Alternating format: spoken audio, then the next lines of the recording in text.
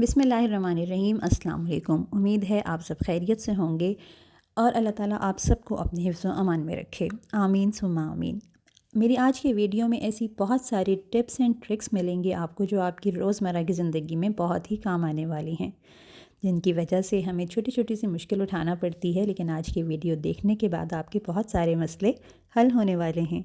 Time ज़ाया किए बगैर आते हैं आज की पहली टिप की तरफ। और पहली टिप है मेरी इस नेल पेंट के बारे में। जैसा कि सबको मालूम है कि आजकल है शादियों का सीज़न, और क्या होता है कि हम जल्दबाजी में अक्सर नेल पेंट लगाना या तो भूल जाते हैं या फिर इस वजह से लगा नहीं पाते कि यार टाइम नहीं है, कौन इस नेल पेंट को लगाएगा और कौन ड्राई करेगा, तो बस छोड़ दो। लेकिन इसके बगैर हमारी तैयारी भी तो अधूरी रह जाती है। तो इसका एक बहुत ही आसान सा हल लेकर आपके पास आई हूँ। आपने बस करना ये है कि आपने इस तरह से नेल पेंट को जल्दी जल्दी सारे नेल्स पर लगा लेना है। मैं इस तरह से ये सारी नेल पेंट अपने नेल्स पर लगाती हूँ, और एक नेल पेंट जो है मैं दूसरे कलर का भी यूज़ करूँगी। फ़ैशन भी तो कंप्लीट करना है ना।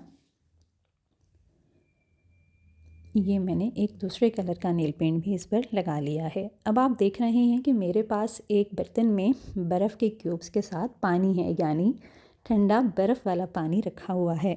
तो मुझे क्या करना है कि मैं ये सारे नेल पेंट के जितने नेल्स मैंने लगाए हैं, इनको मैं इस बर्फ़ वाले पानी में डुबो दूँगी।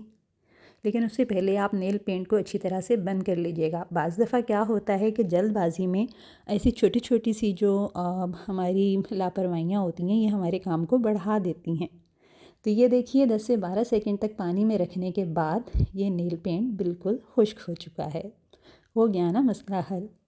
दूसरी टिप मेरी इसी नेल पेंट से मुतालिक है। वो ये है कि अक्सर क्या होता है कि नेल पेंट लगाने के बाद फंक्शन ख़त्म हो जाता है और हमें दोबारा दूसरे दिन के लिए अपने नेल्स को साफ़ करना होता है, लेकिन हमें अचानक पता चलता है कि हमारे पास नेल पेंट रिमूवर नहीं है। था तो गुम हो गया, मिल नहीं रहा, या कोई ले गया, या फिर वो उड़ चुका है, यानी उसकी बोतल खाली है। तो इस सूरत में परेशान होने की बिल्कुल भी ज़रूरत नहीं है, और सिर्फ ये करना है कि हम सबके पास सब घरों में जो है वो बॉडी स्प्रे तो मौजूद ही होता है। तो हमें बस कॉटन पे बॉडी स्प्रे लेना है, एक स्प्रे उसका एक थोड़ा सा लेकर, और उसको बस इस तरह अपने नाखून को रब करना है। तो जल्दी से ही थोड़ी ही देर में ये नेल पेंट जो है वो बिल्कुल अच्छी तरह से साफ़ हो जाएगी, जैसे मैं कर रही हूँ। ये देखिए मैंने इस बॉडी स्प्रे की मदद से अपने नाखून को बिल्कुल साफ़ कर लिया है। अब अगर आपके पास बॉडी स्प्रे नहीं है तो परफ्यूम तो यकीनन हर घर में मौजूद होता है। आपके पास बॉडी स्प्रे नहीं है तो बस आप इस तरह से परफ्यूम के एक पुश करें और इससे अपने नेल्स को रब कर लें। यकीन करें कि फ़ौरन से ही जो है ये इतना अच्छा काम करता है कि फ़ौरन नेल पेंट जो है वो रिमूव हो जाएगा और आपके नाखून बिल्कुल साफ़ हो जाएंगे। ये देखिए मैंने बस ये परफ्यूम की मदद से अपने नेल्स को साफ़ कर लिया है।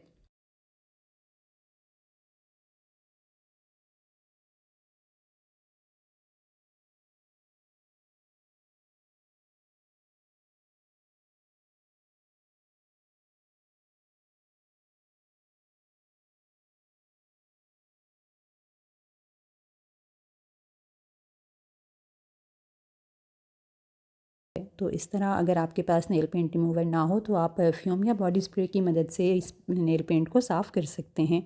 अब अगर आप इन दोनों चीज़ों से भी साफ़ नहीं करना चाहते तो एक तीसरा ऑप्शन ये है कि आपने जो नेल पेंट लगाया हुआ है आप उसी के ऊपर नेल पेंट का इस तरह एक फ़्रेश कोट करें और उसको इसी तरह गीला हालत में ही कॉटन से रब कर लें। तो इसका रिज़ल्ट आपको इस परफ्यूम वाली क्लीनिंग से भी ज़्यादा अच्छा मिलेगा। जैसे ही आप ये इस तरह से एक कोट करेंगे नेल पेंट का, और फ़ौरन से ही जब इसको आप साफ़ करेंगे तो वो जो आपने फ़्रेश कोट लगाया है वो तो साफ़ होगा ही, लेकिन उसके साथ ही जो उसकी नीचे जो पक्का जो नेल पेंट था वो भी फ़ौरन से ही साफ़ हो जाएगा। तो देखें मैंने कितनी आसानी के साथ ये सारी नेल पेंट जो है वो बग़ैर नेल पेंट रिमूवर के साफ़ कर ली है। मुझे उम्मीद है कि मेरी ये टिप आपको ज़रूर पसंद आई होगी। मेरी आज की तीसरी टिप है कैंची के बारे में। ये कैंची काफ़ी दिन से जो है वो रखी हुई थी और कुछ ज़ंग आलूद भी हो गई थी, तो बहुत अच्छी तरह से ये काम नहीं कर पा रही थी। मसलन मैंने इससे कुछ काटने की जब कोशिश की तो ये सही तरह से ना कपड़ा काट पाई और ना ही कोई कागज़। मैं आपको अभी ये काट कर दिखाती हूँ कि ये ज़ंग लगने की वजह से जो है कुछ ख़राब सी हो गई है। ये देखिए, ये इस तरह कागज़ को काट नहीं पा रही। तो इसका बहुत ही आसान हल है। शीशे की ये बोतल है, ये मेडिसिन की बोतल है, किसी भी कफ़ सिरप की या किसी भी सिरप की बोतलें जो आती हैं, बस हमें शीशे वाली साइड पर इस तरह से इस कैंची को चला लेना है जैसे आप बोतल को कैंची से काट रहे हों। मैं आपको कवर रिमूव करके दिखाती हूँ कि हमने कवर पर नहीं बल्कि ये जो शीशे वाली साइड है इस पर हमने इस तरह इस कैंची को बस 1-1.5 मिनट के लिए चला देना है और आप हैरान रह जाएंगे कि कैंची इस तरह काम करेगी जैसे नए ब्लेड लगे हों। ये देखिए, पहले किस तरह चल रही थी और अब थोड़ा सा ही मैंने जब बोतल को इस पर इसको बोतल को कैंची से काटने की कोशिश की तो कैंची जो है वो सब चीज़ें काटने के लिए बिल्कुल तैयार हो गई। अगर आपको मेरी ये टिप अच्छी लगी हो तो मुझे कमेंट में ज़रूर बताइएगा। अच्छा जी, अगली टिप्स की तरफ आते हैं और अगली टिप है ये इस तरह की छुरियाँ जिनके लकड़ी के हैंडल्स होते हैं या चमचे होते हैं हमारे घरों में मौजूद होती हैं और बार बार इस्तेमाल भी होते हैं, तो रोज़ और हर वक्त धोने की वजह से इनके जो ये हैंडल्स या जो दस्ते हैं लकड़ी के, ये अपनी चमक दमक बिल्कुल ख़त्म कर बैठते हैं। तो ये देख रहे हैं आप कि इनकी चमक ख़त्म हो गई है। तो इसका बहुत ही आसान सा हल है कि मेयोनीज़ जो है वो हर घर में ही मौजूद होता है और हमें करना क्या है कि हमें बस इतनी सी मिक़दार में ये मेयोनीज़ लेना है और इसको इस तरह हाथों पर हल्का सा रब करके इन छुरियों के जो ये हैंडल्स हैं, जो लकड़ी के हैंडल्स हैं जो खुश्क हो चुके हैं बार बार धुलने की वजह से, इनको हम ये मेयोनीज़ अच्छी तरह से इस तरह से लगा देंगे। सारी लकड़ी को अच्छी तरह से ये मेयोनीज़ लगा दें। मेयोनीज़ में क्योंकि ज़्यादा मिक़दार में ऑयल भी होता है, इसलिए ये जो लकड़ी के जो हैंडल्स होते हैं ये इस ऑयल को जब सोक कर लेते हैं तो बिल्कुल नई जैसी चमक जो है वो इनमें आ जाती है। ये मैंने इनको अच्छी तरह से ये मेयोनीज़ लगा दिया है और अब मैं इनको थोड़ी देर तक लगा रहने दूँगी। लेकिन बेहतर यह है कि जब आप ये वाला टिप आज़माएँगे तो फिर आप ओवर द नाइट यानी एक सारी रात भर के लिए मेयोनीज़ लगाकर ऐसी चीज़ों को छोड़ दें। मतलब छुरियों के भी ये दस्ते हो सकते हैं, चमचों के भी होते हैं और जितनी भी आपकी ऐसी लकड़ी की अशिया हैं जो अपनी चमक खो चुकी हैं उन्हें ये मेयोनीज़ लगाकर और रात भर के लिए छोड़ दें। तो ये तकरीबन मैंने 1 घंटे के लिए छोड़ दिया था और अब मैं इसको वॉश कर लेती हूँ और वॉश करने के बाद मैं अब आपको इनको खुश्क करके दिखाती हूँ कि इनकी जो शक्ल सूरत है वो कितनी तब्दील हो गई है और इनके बिल्कुल नए हैंडल जैसी इनमें चमक आ गई है। ये देखें कितने साफ़ सुथरे से जो हैं ये लगने लगे हैं इनके दस्ते। तो आप ये टिप ज़रूर आज़माइएगा और जितनी भी आपकी वुडन की ऐसी हैंडल वाली चीज़ें या वुडन से रिलेटेड जो भी आपके किचन में चीज़ें हैं जो बार बार धुल धुल के अपनी चमक ख़त्म कर चुकी हैं, आप उनको इस थोड़े से मेयोनीज़ की मदद से बिल्कुल पुराने जैसा पुराने जैसा नहीं बल्कि नए जैसा बना सकते हैं। अच्छा जी, आते हैं अगली टिप की तरफ। क्या है कि आजकल सर्दियों में स्वेटर जर्सियाँ बहुत ज़्यादा ज़ाहिर है पहनी जा रही हैं, सर्दी भी बहुत ही है। तो अमूमन ये स्वेटरों पे इस तरह से बोर या लिंट जो है वो आ जाता है, तो जो देखने में अच्छा नहीं लगता। पहना हुआ जो है वो नया भी हो और अगर उस पर इस तरह से लिंट नज़र आए तो वो बहुत बुरा मालूम होता है। तो इसका बहुत ही आसान सा हल है। इस तरह का ब्लेड रेज़र जो है वो हम सबके ही घरों में मौजूद होता है और ये कोई इतना महंगा भी नहीं है, बहुत सस्ता आ जाता है। तो आप ऐसी चीज़ों को आप इन कामों के लिए इस्तेमाल कर सकते हैं और आप बड़ी एहतियात के साथ इस तरह से इस रेज़र की मदद से जो है वो ये लिंट जो है या बूर जो है इसको इस तरह से साफ़ कर लें। लेकिन ये काम बहुत एहतियात से करिएगा क्योंकि ब्लेड है तो अगर बुर ही उतरना चाहिए, ये ना हो कि जर्सी ही साथ में जो है वो हम कट कर बैठें। तो बहुत ही एहतियात के साथ जो है वो हम इस तरह से ये सारा लिंट जो इस पर आ चुका है इसको हम हटा देंगे और ये जर्सी जो है, ये स्वेटर जो है ये बिल्कुल नए जैसा हो जाएगा दोबारा से। इस तरह से आप देख रहे हैं कि मैं ये जब ये कर रही हूँ तो किस तरह ये सारा वूल जो है ये साफ़ हो रहा है और नज़र आ रहा है कि कितना वूल जो है हम इसमें से निकाल चुके हैं। ये देखिए।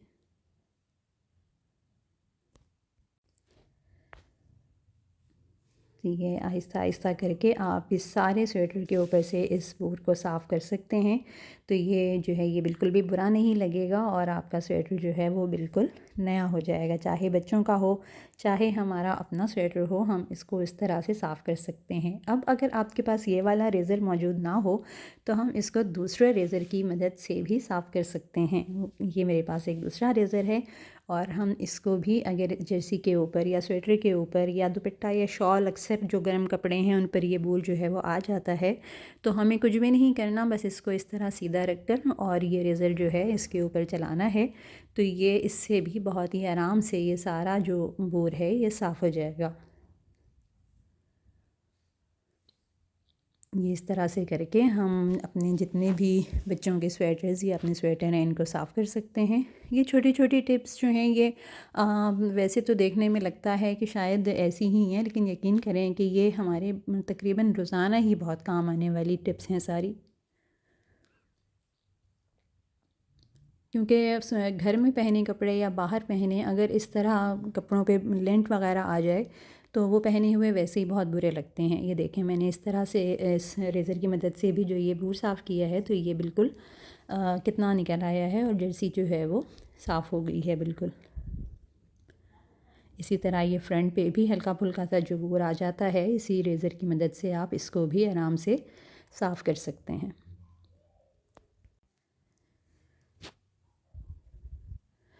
अच्छा, अब वैसे इन दोनों चीज़ों के अलावा भी आजकल जो है वो बाज़ार में इस किस्म का लेंट रोलर मिलता है। ये है ही इसी काम के लिए। इसके ऊपर ये स्टिकर सा लगा हुआ होता है और एक रोल होता है स्टिकर्स का, जिससे हम ये इस तरह अगर हम स्वेटर या कपड़ों पर इस तरह फेरते हैं तो जितना भी लेंट के अलावा कोई बाल लगे हुए हों या रुआं कपड़ों का, बाज़ दफ़ा एक कपड़े का दूसरे कपड़े को रुआं भी लग जाता है, तो वो इस रोलर की मदद से ये तमाम जो है वो साफ़ हो जाता है और ये काम बहुत ही आसानी से होता है। ये देखें ज़रा सा ही मैंने उस पे चलाया है इस रोलर को तो कितना सारा लेंट जो है वो इस स्टिकर में स्टिक हो गया है।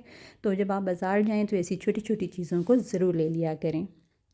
मेरी ये वाली टिप भी बहुत ही कारआमद है। अक्सर क्या होता है कि हमें सेफ्टी पिन लगानी पड़ती है कपड़ों की तह लगाकर, कभी साड़ी की फ़ॉल बनाने में या कभी हिजाब में, तो पिन जो है वो अक्सर बहुत मुश्किल हो जाती है हमें लगाने में। कपड़े ज़्यादा अगर हम तह लगा के कपड़ा मोटा हो जाए तो पिन जो है वो नहीं अंदर जाती और बहुत मुश्किल होती है। उसका बहुत ही आसान हल है, बस इस तरह से आप कोई भी साबुन ले लें और उस साबुन के अंदर इस पिन को इस तरह से पिरो कर और बस फिर इसको आप बाहर निकाल लें।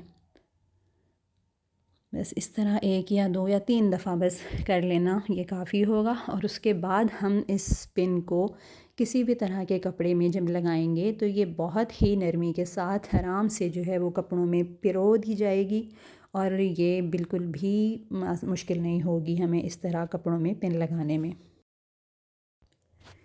अच्छा जी, अब ये वाली टिप तो बहुत ही इम्पॉर्टेंट है। कभी कभी क्या होता है कि थोड़ी सी लापरवाही की वजह से हमसे सालन बहुत बुरी तरह से जल जाता है, जिसकी वजह से सालन में जलने की महक आ जाती है। तो उसका बहुत ही आसान सा हल है कि आप इस तरह एक ऐसा बर्तन लें जिसमें ये पतीली रख सकें और उसको पानी से भर लें और गरम गरम वो सालन की पतीली जो है वो इस पानी में उतार दें। बस इसको 1 मिनट के लिए जो है वो इस पानी में रखा रहने दें। इससे क्या होगा कि एक छन करके आवाज़ तो आएगी जब गरम गरम पतीली आप इसमें रखेंगे, लेकिन उस पतीली को पानी में रखने की वजह से इसकी जितनी जले हुए की जो महक है वो इस सालन में से तमाम निकल जाएगी। बस आप फिर ये जो आपकी मसाला तो ज़ाहिर है जल गया है, तो आप इसमें से ये गोश्त अलहदा कर लें और एक नया मसाला भूनकर उसका दोबारा से सालन बना लें। तो इस तरह इस गोश्त में जो जलने की जितनी भी महक है वो सारी महक ख़त्म हो जाएगी और सालन में बिल्कुल भी ये महसूस नहीं होगा कि आपसे आज का खाना गलती से जल गया था। पानी में रखने की वजह से ये बोटियाँ जो हैं, अच्छा पानी जो है वो ठंडा होना चाहिए, जो प्याले में हम पानी लेंगे वो ठंडा हो। उसमें रखने की वजह से ये गोश्त की जो बोटियाँ हैं ये आराम से पतीली में से निकल भी जाएंगी। और पतीली साफ़ करने के लिए मैंने आपको अपनी पिछली वीडियो में एक टिप बताई थी कि आप लहसुन और प्याज के छिलकों को पतीली में डालकर पानी के साथ बॉयल कर लें तो पतीली भी जादू की तरह बिल्कुल साफ़ हो जाएगी। उम्मीद है कि मेरी आज की ये सारी टिप्स आपको बहुत पसंद आई होंगी।